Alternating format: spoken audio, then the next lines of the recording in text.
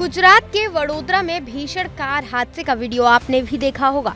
कैसे वाराणसी का लड़का काले रंग की कार से सड़क पर भयंकर तांडव मचा रहा था।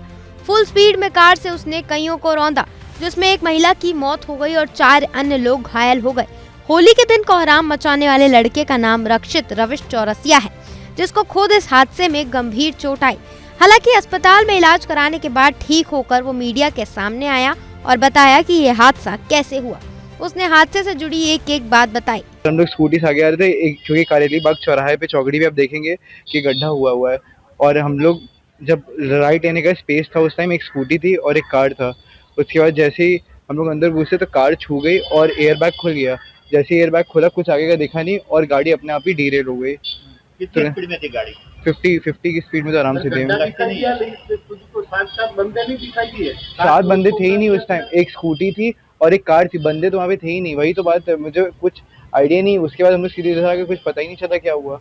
आरोपी के मुताबिक जब यह हादसा हुआ तो उसकी कार 50 की स्पीड में दौड़ रही थी और उस वक्त वहां पर कोई लोग नहीं थे, बस एक स्कूटी और एक कार थी।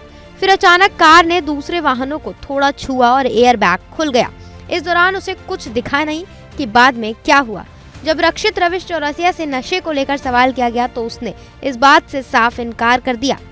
नहीं, कुछ नहीं किया था, सीधे वहाँ से निकला, उसको छोड़ा था। वो होलिका दहन के लिए हम लोग गए थे। तो आपने दारू किया था? नहीं, कुछ नहीं पिया था मैंने। गांजा कहाँ लिया था? सर मैंने कहीं कुछ नहीं किया था। वहीं अपनी गलती को मानते हुए रक्षित कुछ ऐसा बोल गया कि उससे सोशल मीडिया पर ट्रोल करने लगे। क्या कहा सुनिए। सर मुझे अभी जस्ट पता चला है और मुझे कोई आइडिया कल तक भी नहीं था, क्योंकि मुझे से बताया गया था, मुझे पता नहीं था। लेकिन मुझे आज सर ने बताया कि एक लोग की डेथ हो गई है और कुछ लोग इंजर्ड हैं। और ऐसा दुख मनाने का ऐसा कुछ नहीं सर। मैं सबसे पहले उनकी फैमिली से मिलना चाहूँगा, क्योंकि मेरी गलती है। अगर वो चाहेंगे कि जो वो चाहेंगे वही होना चाहिए।